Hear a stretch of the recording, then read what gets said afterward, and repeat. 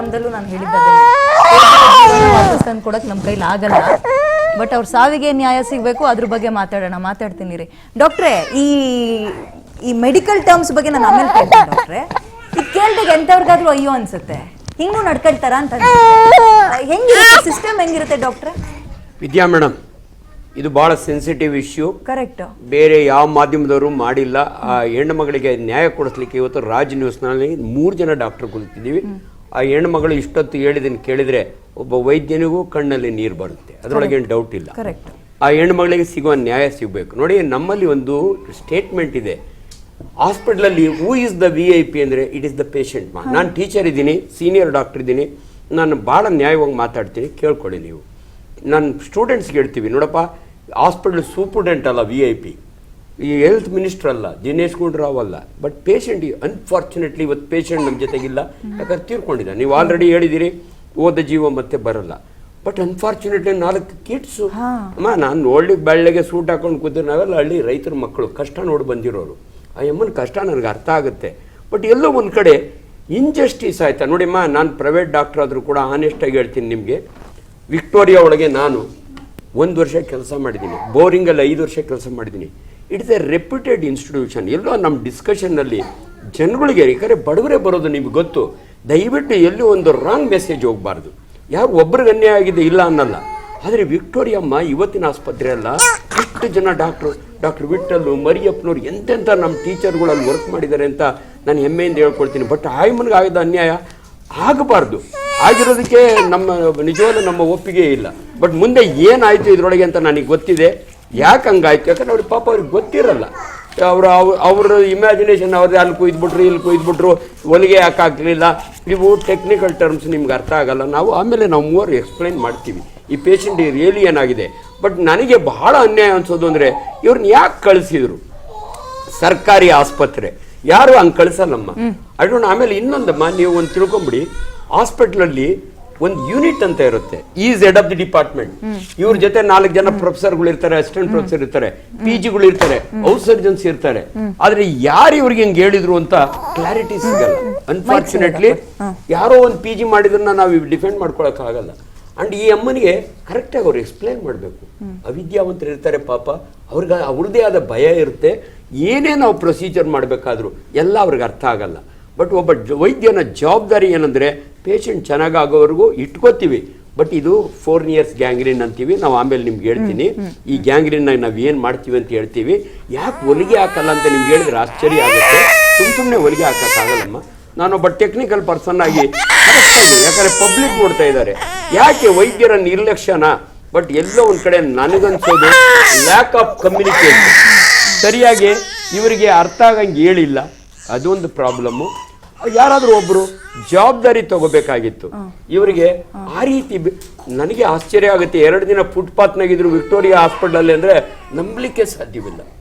I don't know ಯಾರು ಹಂಗೆ ಮಾಡಿದ್ರು, ದೇ ಆರ್ ಪನಿಷಬಲ್. ಅಂಡ್ ಇನ್ನೊಂದು ನೋಡಿ, ನಾವು ಡಾಕ್ಟರ್ಗಳಾಗಿ ನಾವು will never defend a wrong doing. ಯಾರಾದರೂ ಇವರಿಗೆ ಅನ್ಯಾಯ ಮಾಡಿದರೆ ಅವ್ರನ್ನ ನಾವು ಡಿಫೆಂಡ್ ಮಾಡ್ಕೊಳ್ಳಲ್ಲ. I am a very senior doctor ಇದ್ದೀನಿ. ಹಂಗನ್ಯಾಯ ಆದರೆ ನಾವು ಎಲ್ಲೋ ನನ್ನ ಪ್ರೊಫೆಷನ್ ಅಮ್ಮ, ನಿಮ್ಗೆ ದಯವಿಟ್ಟು ಅದಕ್ಕೆ ಆ ಮೆಡಿಕಲ್ ಬಗ್ಗೆ ನಾನು ಗಮನಕ್ಕೆ ನಿಮ್ಮ ಹತ್ರ ಕೇಳ್ತೀನಿ. ಮಾನವೀಯತೆ ದೃಷ್ಟಿಯಿಂದ ನೋಡಿದಾಗ ಡೆಫಿನೆಟ್ಲಿ ಮಾನವೀಯತೆ ದೃಷ್ಟಿಯಿಂದ ಆದರೆ ನನಗೆ ದುಃಖ ಆಗುತ್ತೆ ರೀ. ಒಬ್ಬ ಹೆಣ್ಣುಮಗಳು ಇಷ್ಟೆಲ್ಲ 4 ಮಕ್ಕಳನ್ನ ಇಟ್ಕೊಂಡು ಇಷ್ಟೆಲ್ಲ ಅನುಭವಿಸ್ತಿದ್ದಾಳೆ ಅಂದರೆ ಎಲ್ಲೋ ಒಂದು ನ್ಯಾಯ ಸಿಗಬೇಕು. ಬಟ್ ನಿಮ್ಗೆ ಹೇಳ್ತೀನಿ, ಈ ನ್ಯಾಯಕ್ಕೋಸ್ಕರವಾಗಿ ಅಲ್ಲಿನ ಸೂಪರ್ಡೆಂಟ್ ಆಲ್ರೆಡಿ ನಾನು ಯಾವುದೋ ಒಂದು ಮಾಧ್ಯಮದಲ್ಲಿ ನೋಡಿದೆ, ಯಾರೋ ಅವ್ರನ್ನ ಇಂಟರ್ವ್ಯೂ ಮಾಡ್ತಾ ಇದ್ರು. ಆಲ್ರೆಡಿ ಒಂದು ಕಮಿಟಿ ಮಾಡಿದ್ದಾರೆ. ಆ ಕಮಿಟಿಯೊಳಗೆ ಅನ್ಯಾಯ ಆಗದಂಗೆ ಯಾರು ತಪ್ಪು ಮಾಡಿದಾರೋ ಅವ್ರಿಗೆ ಪನಿಷ್ಮೆಂಟ್ ಆಗಬೇಕು, ಇವ್ರಿಗೆ ನ್ಯಾಯ ಸಿಗಬೇಕು. ಅದರೊಳಗೆ ಡೌಟ್ ಏನಿಲ್ಲ. ಬಟ್ ಎಲ್ಲೋ ಒಂದು ಕಡೆ ನಮ್ಗೆ ಹೆಮ್ಮೆ ಅನ್ಸೋದು, ಇವತ್ತು ಇಂಥ ಒಂದು ಜಟಿಲವಾದ ಸಮಸ್ಯೆಯನ್ನು ಪಬ್ಲಿಕ್ ಅರ್ಥ ಆಗಂಗೆ ಹೇಳ್ಬೇಕು. ನಾವೆಲ್ಲೂ ಕೂಡ ಯಾರಿಗೂ ಅವ್ರಿಗೆ ಅನ್ಯಾಯ ಆಗಬಾರ್ದು. ಡಾಕ್ಟರ್ಗಳಿಗೆ ಸುಮ್ಮನೆ ಬ್ಲೇಮ್ ಮಾಡಬಾರ್ದಮ್ಮ. ವಿಕ್ಟೋರಿಯಾ ಹಾಸ್ಪಿಟಲ್ಗೆ ಎಷ್ಟು ಜನ ಬಡಬಗ್ಗರು ಟ್ರೀಟ್ಮೆಂಟ್ ತಗೋತಾರೆ. ನಾಳೆ ನಮ್ಮ ಡಿಸ್ಕಷನ್ ಇಂದ ಮೊದಲೇ ಹೋಗೋದು ಬಡವರು, ಯಾವ MLAನೂ ಬಂದು ವಿಕ್ಟೋರಿಯಾ ಒಳಗೆ ಅಡ್ಮಿಟ್ ಆಗಲ್ಲ. ಮೊದಲು ನಾನು ಬೋರಿಂಗ್ನೊಳಗಿದೆ ಸಾರ್ಕ್ ಹಾಸ್ಪಿಟಲ್ ಅಂತ, ಕೆಲವು MLAಗಳು ಬಂದು ಅಡ್ಮಿಟ್ ಆಗೋರು. ಇವತ್ತು ಯಾವ ಹಾಸ್ಪಿಟಲ್ನ ಸಮರ್ಥನೆ ಮಾಡ್ಕೊಳ್ಳೋದು ತಪ್ಪು ಅಂತ ನಾನು ಹೇಳ್ತಿಲ್ಲ ಡಾಕ್ಟ್ರೆ. 2-3 ದಿನ ಗಂಡನ ಜೊತೆಯಲ್ಲಿ ಹಂಗೆ ಇಟ್ಕೊಂಡು ಮಕ್ಕಳನ್ನ ಇಟ್ಕೊಂಡು ಬೀದಿಯಲ್ಲಿ ಇದ್ದಾಗಲೂ ಒಬ್ರು ಕರೆದು ಕೇಳಲ್ಲ ಏನು ಅಂತ, ಬೆಡ್ ಖಾಲಿ ಮಾಡಿ ನೀವು ಹೋಗ್ತಾ ಇರಿ ಅಂತಾರೆ. ಯಾವ ಸೀಮೆ ಡಾಕ್ಟರ್ ಹಂಗಾದ್ರೆ? ಅಲ್ಲಿ ಹೇಳಿರೋರು ಒಬ್ಬ ಜವಾಬ್ದಾರಿ ಇರೋ ಡಾಕ್ಟರ್ ಹೇಳಿರ್ಲಿಕ್ಕೆ ಸಾಧ್ಯವೇ ಇಲ್ಲ. ಯಾರೋ ಒಂದು ಹೌಸ್ ಸರ್ಜನ್ ಹೇಳಿದ್ನೋ ಅದು ಅವ್ರ ಜವಾಬ್ದಾರಿನೇ. ಇವಾಗ ನನ್ನ ಕಲ್ಕೆ ಹೌಸ್ ಸರ್ಜನ್ ಜವಾಬ್ದಾರಿ ನಂದು. ಹಂಗೆ ಹೇಳಿದ್ರೆ ಅವ್ನು ಕರೆದು ಪನಿಷ್ ಮಾಡಬೇಕು. ಯಾರು ನೀನು ಅವ್ರಿಗೆ ಹಂಗೆ ಮಾಡಲಿಕ್ಕೆ? ಇಲ್ಲಮ್ಮ ಹಂಗಾಗಲ್ಲ. ಐ ಡೋಂಟ್ ಅಲ್ಲಿ ರಿಯಾಲಿಟಿ ಏನಾಗಿದೆ ಪಾಪ ಹೆಣ್ಮಕ್ಳು ಹೇಳಿದ್ ನಾವು ಕೇಳಿಸ್ಕೋಬೇಕು. ಬಟ್ ಅವನು ಸೂಕ್ತ ಅಲ್ಲ, ಅವನು ಡಾಕ್ಟರ್ ಅಲ್ಲ. ಅವನು ಆ ಥರ ಹೇಳಿರೋನು ಅವನ ಮನೆ ಹೆಣ್ಮಕ್ಳಿಗೆ ಹಿಂಗಾಗಿದ್ರೆ ಅವ್ನು ಮಾಡ್ತಿದ್ನ?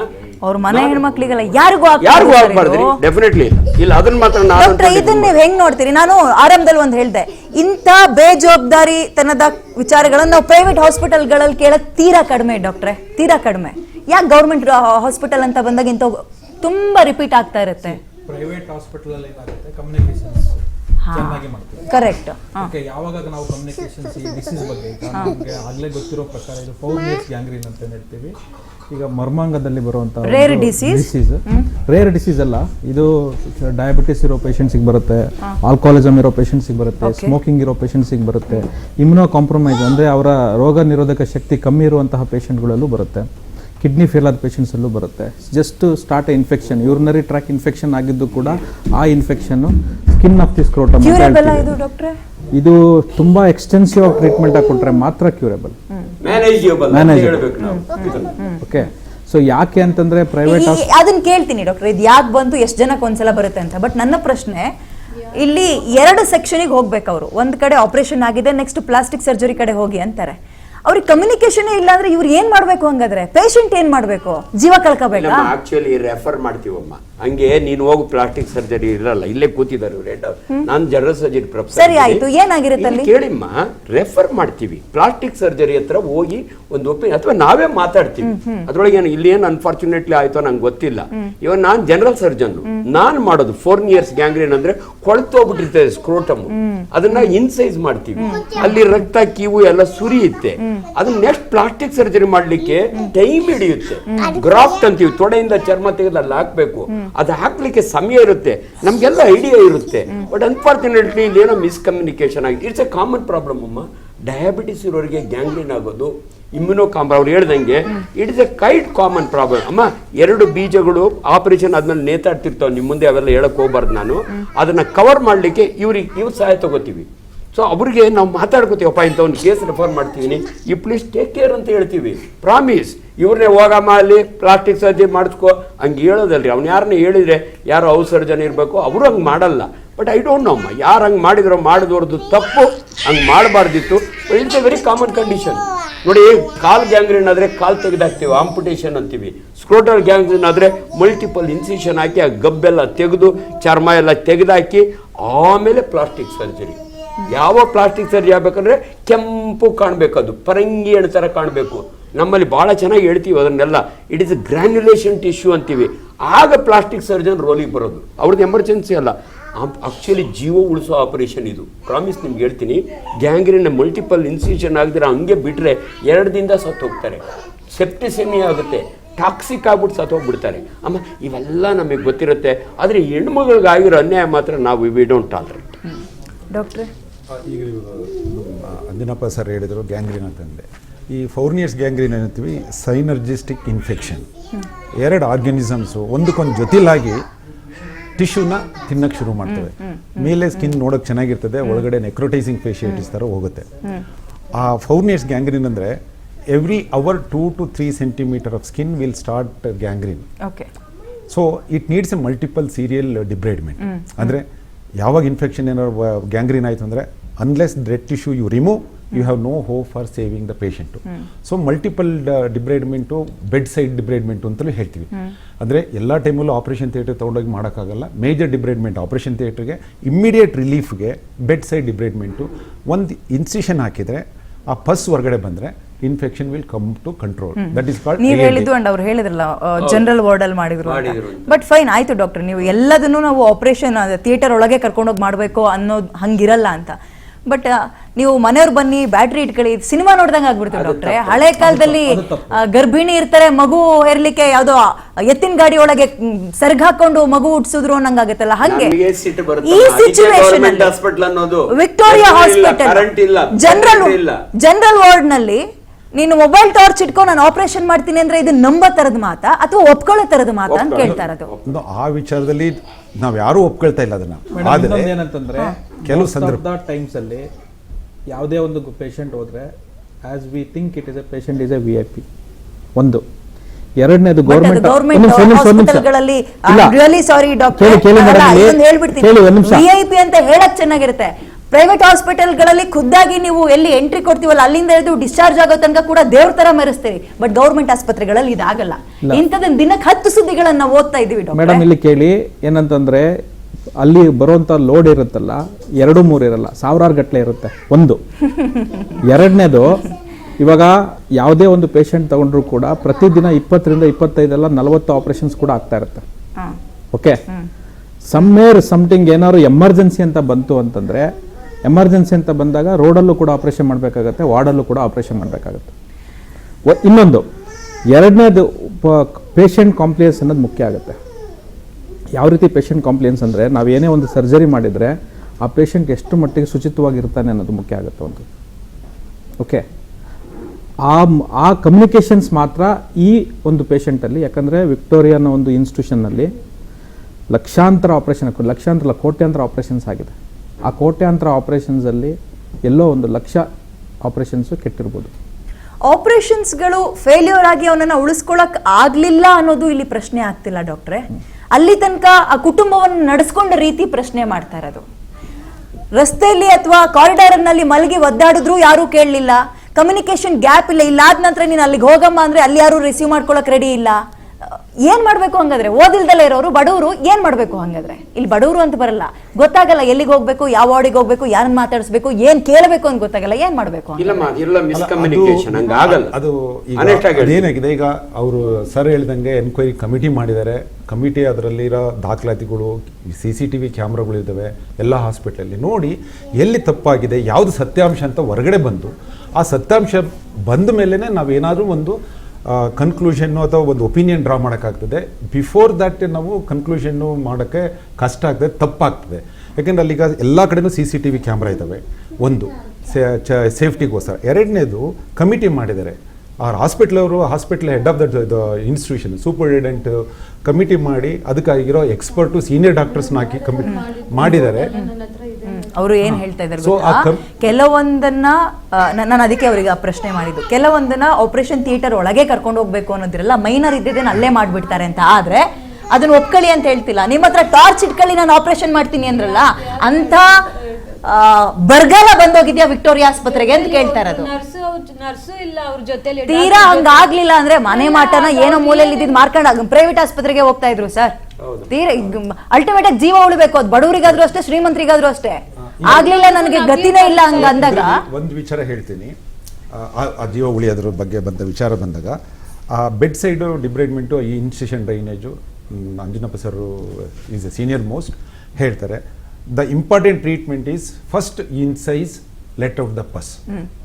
ಕೀವನ್ನ ಹೊರಗೆ ತೆಗಿಬೇಕು. That is important immediately. There are emergency procedure we have done on a corridors, on the floor. Intubation is done on the floor. Tracheostomy is done on the floor in emergency. ಅಂದ್ರೆ ಎಲ್ಲಿ ತರ ಅಲ್ಲೇ ಆ ಕ್ಷಣಕ್ಕೆ ಅದನ್ನ ಹೊರಗೆ ತೆಗಿಬೇಕಾಗುತ್ತೆ, ಹಂಗಾಗಿ ಮಾಡಿದ್ದಾರೆ ಅಂತ ಹೇಳಿದ್ರು. ಅದು ನೈಟ್ ಅಲ್ಲಿ ಮಾಡ್ಬಿಟ್ಟು ಏನ್ ಹೇಳ್ತಾರೆ, ನಾನು ಮಾಡ್ತಾ ಇರೋದು ಬೆಳಗ್ಗೆ ರೌಂಡ್ಸ್ ದೊಡ್ಡ ಡಾಕ್ಟರ್ ಬರ್ತಾರೆ, ಅವ್ರು ಬಂದ್ರೆ ನಾನ್ ಮೇಲೆ ಇಲ್ಲಿ ಮಾಡ್ತಾ ಇರೋದು ಹೇಳ್ಬೇಡಿ ಅಂತ ಅವ್ರು ಹೇಳ್ಕೊಡ್ತಾ ಇದ್ರು. ಶ್ರೀನಿವಾಸ ದೊಡ್ಡ ಡಾಕ್ಟರ್ ಬೈತಾರಮ್ಮ, ಇವನಿಗೆ ಯಾಕೆ ಬೈತಾರ ಗೊತ್ತಮ್ಮ? ಇದನ್ನ ಎಮರ್ಜೆನ್ಸಿ ಏನಯ್ಯ ಮಾಡ್ತಿದ್ದೆ, ರಾತ್ರಿ ನಿದ್ದೆ ಮಾಡ್ತಿದ್ದ, ಮಾಡ್ಬೇಕಿತ್ತು ನೀನು ಅಂತ ಬೈತಾರಮ್ಮ. ನಾನು ಪ್ರೊಫೆಸರ್ ಇದ್ದೀನಿ, ಹೇಳ್ತೀನಿ ಕೇಳಿ. ಮಾಡಿರೋನು ಯೂಶಲಿ PG. ನೋಡಮ್ಮ, ದೊಡ್ಡ ಹಾಸ್ಪಿಟಲ್ ಇನ್ನೊಂದು ತಿಳ್ಕೊಂಬಿಡಿ, hospital is manage by post graduates. ನಿದ್ದೆ ಇಲ್ಲ, ಊಟ ಇಲ್ಲ ಅಮ್ಮ, ಇವೆಲ್ಲ ನಾನು ಅವ್ರನ್ನ ಡಿಫೆಂಡ್ ಮಾಡ್ಕೋತಾ ಇಲ್ಲ. ಇವ್ರಿಗೆ ನ್ಯಾಯ ಸಿಗ್ಬೇಕಾದ್ರೆ ಈಗಿನ ಸೂಪರ್ಡೆಂಟ್ ಇದಾರಲ್ಲಮ್ಮ, is an orthopaedic surgeon, young fellow. ನಮ್ಮ ಇವರಪ್ಪ superintendent of the hospital is a young fellow, ಇವತ್ತು ಮೈ ಸ್ಟೂಡೆಂಟ್ ಆಲ್ಸಿ. ಒಂದು ಒಳ್ಳೆ ಕಮಿಟಿ ಮಾಡಿದಾರಮ್ಮ, ಸೀನಿಯರ್ ಡಾಕ್ಟರ್ಸ್ನ ಹಾಕಿದ್ದಾರೆ. ನಿಮ್ಮ ಮುಂದೆ ನಾನೊಂದು ಭರವಸೆ ಕೊಡಬಲ್ಲೆ, ಆ ಎಮ್ಮನಿ ನ್ಯಾಯ ಸಿಗುತ್ತೆ. ಬಟ್ ನಾವ್ ಏನ್ ಡಿಸ್ಕಸ್ ಮಾಡ್ತಿದೀವಿ ಅಂದ್ರೆ ಆಗಿರೋದ್ರ ಬಗ್ಗೆ ಡಿಸ್ಕಸ್ ಮಾಡ್ತೀವಿ. ಅದು ಇನ್ನೊಂದ್ಸಲ ರಿಪೀಟ್ ಆಗಬಾರ್ದು. 100% ವಿಕ್ಟೋರಿಯಾದಲ್ಲ, ಯಾವ ಗವರ್ನಮೆಂಟ್ ಆಗಬಾರ್ದು ಇದು ಅಂತ. ಅಮ್ಮ, ಈಗ ಅನ್ಯಾಯ ಆದವನು ಹಿಂಗೆ ತೋರ್ಸೋದು ಬಹಳ ಇಂಪಾರ್ಟೆಂಟ್. ನೀವು ಇದೇ ಸರ್ಜನ್, ನಾನು 1982ರಲ್ಲಿ ಭಾನುವಾರದ ರಾತ್ರಿ ಬೋರಿಂಗ್ ಹಾಸ್ಪಿಟಲ್ ಅಲ್ಲಿ 10 ಜನ ಮುಸ್ಲಿಂ ಹುಡುಗರ ಹೊಟ್ಟೆಯಿಂದ ಬುಲೆಟ್ ತೆಗ್ ಸರ್ಜನ್ ಅಮ್ಮ. ನಾನು ಗೋಲಿಬಾರ್ ಆಗುತ್ತೆ MG ರೋಡ್ ನಲ್ಲಿ. ಬಿಲೀವ್ ಮೀ, ಅವಾಗಿನ್ನ ಮೊಬೈಲ್ ಬಂದಿರಲಿಲ್ಲ. ನಾನು ಒಬ್ಬನೇ ಸರ್ಜನ್ನು, ಒಬ್ಬ ಹೌಸ್ ಸರ್ಜನ್ನು, ಒಬ್ಬಳು ಅನಸ್ಥೆಟಿಸ್ಟು, ಒಬ್ಬಳು ನರ್ಸ್, 4 ಜನ ಸೇರ್ಕೊಂಡು ನಾವು 10 ಜನ ಹುಡುಗರು ಹೊಟ್ಟೆಯಿಂದ ಬುಲೆಟ್ ತೆಗೆದಿದ್ದೀವಿ. ಎಲ್ಲಾ ಡಾಕ್ಟರ್ಗಳು ಹಿಂಗೆ ಅಂತ ನಾವು ಹೇಳಕ್ ರೆಡಿನೇ ಇಲ್ಲ ಡಾಕ್ಟ್ರೆ. Very good, very good. But ಅದ್ರ ನಡುವೆ ಇಂಥವ್ರು ಇದ್ದಾಗ ಬಹಳ- ಅದು ಎಲ್ರಿಗೂ ಕಳಂಕ ತರಬಾರ್ದಲ್ವಾ? ತರ್ಬಾರ್ದು. ಇದು ಕಳಂಕದ ಇದು ಸುದ್ದಿನೇ ಇದು. ಒಬ್ಬರಿಗೆ And ನ್ಯಾಯ ವಿಕ್ಟೋರಿಯಾ ಸಿಗ್ಬೇಕು. ಚಿಕ್ಕ ಪುಟ್ಟ ಆಸ್ಪತ್ರೆನ ಅಲ್ಲ, ದಿನಕ್ಕೆ ಎಷ್ಟು ಜನ ರೋಗಿಗಳನ್ನ ನೋಡುತ್ತೆ? ಬರ್ತೀನಿ ಡಾಕ್ಟ್ರೆ, ಒಂದು ಬ್ರೇಕ್ ತಗೊಳ್ಳೋ ಟೈಮ್ ಆಗಿದೆ. ಬ್ರೇಕ್ ತಗೊಂಡು ವಾಪಸ್ ಬೇಗ ಬರೋಣ. ನಾನು ಹೇಳದ್ನಲ್ಲ, ಈಗ ಈ ಕುಟುಂಬಕ್ಕೆ ನ್ಯಾಯ ಹೆಂಗ ಸಿಗಬೇಕು, ಕಳ್ಕೊಂಡಿರೋ ಗಂಡನನ್ನ ಅಥವಾ ಆ ಕುಟುಂಬದ ಆಧಾರ ಸ್ತಂಭವನ್ನ ನಾವು ಯಾರೂ ವಾಪಸ್ ತರಕ್ಕಾಗಲ್ಲ. ಎಲ್ಲರೂ ಪ್ರಶ್ನೆ ಮಾಡಬೇಕು. ತಪ್ಪಿತಸ್ಥರು ನಿಜವಾಗಿ ಅಂದ್ರೆ ಅವ್ರದ್ದು ತಪ್ಪು ಅನ್ನೋದು ಪ್ರೂವ್ ಆಗ್ಬಿಟ್ರೆ ಸರ್ಕಾರ, ಸಂಬಂಧಪಟ್ಟ ಅಧಿಕಾರಿಗಳು ಮುಲಾಜಿಲ್ದಂಗೆ ಸಸ್ಪೆಂಡ್ ಮಾಡ್ಬಿಡಿ, ಮುಲಾಜಿಲ್ದಂಗೆ ತಗೋಬೇಕು. ಅದು ಬೇರೆಯವ್ರಿಗೆ ಪಾಠ ಆಗ್ಬೇಕು. ಇಲ್ಲ ನಾವು ಹಿಂಗೆ ಮುಚ್ಚಾಕೊಂಡು ಹೋಗ್ತೀವಿ, ಕಳ್ಳರನ್ನ ಯಾರಾದ್ರೂ ಹೋಗಿ ನೀನ್ ಕದ್ದೇನಪ್ಪ, ಸುಳ್ಳು ಹೇಳ್ದೇನಪ್ಪ ಅಂದ್ರೆ ಹ್ಞೂ ಅಂತ ಒಪ್ಕೊಳ್ತಾನ? ನೇರವಾಗಿ ಸ್ಪಷ್ಟತೆಯಿಂದ ತನಿಖೆ ಮಾಡಿ ಆ ಕುಟುಂಬಕ್ಕೆ ನ್ಯಾಯ ಕೊಡಿಸ್ಬೇಕಾಗಿರೋ ಜವಾಬ್ದಾರಿ ವಿಕ್ಟೋರಿಯಾ ಆಸ್ಪತ್ರೆದು, ಸರ್ಕಾರದ್ದು. ಜೊತೆಗೆ ನಾವೆಲ್ಲ ನಿಂತ್ಕೊಳ್ಬೇಕಾಗತ್ತೆ. QR ಕೋಡ್ ಮುಖಾಂತರ ಸಹಾಯ ಮಾಡಿ ಅಂತ ಹಾಕ್ತಾ ಇದೀವಿ. ಡೆಫಿನೆಟ್ಲಿ ಇದು ಹೆಂಗೆ ಹನಿ ಹನಿಗೂಡಿದ್ರೆ ಹಳ್ಳ. ಆ ಕುಟುಂಬಕ್ಕೆ ಈಗ ಸಮಾಜ, ನಾವುಗಳು ನಿಮ್ಮ ಜೊತೆ ಇದ್ದೀವಿ ಅಂತ ನಿಂತ್ಕೊಳ್ಳೇಬೇಕಾದ ಅನಿವಾರ್ಯತೆ. ಸಾಧ್ಯ ಆದ್ರೆ ಕರೆ ಮಾಡಿ. ಆ್ಯಂಡ್ ಇನ್ನೂ ಅನುಕೂಲ ಇತ್ತು, ನಾವು ಕುಟುಂಬದ ಜೊತೆಗೆ ನಿಂತ್ಕೋಬಹುದು ಅಂದಾಗ ಆ ಈ ಒಂದು ಸ್ಕ್ಯಾನರ್ ಮುಖಾಂತರ ನಿಮ್ಮ ಹಣ ಸಹಾಯ ಮಾಡಿದ್ರೆ 4 ಜನ ಮಕ್ಕಳು ಆ ಹೆಣ್ಮಗು ಎಲ್ಲಿಗೆ ಹೋಗ್ಬೇಕು?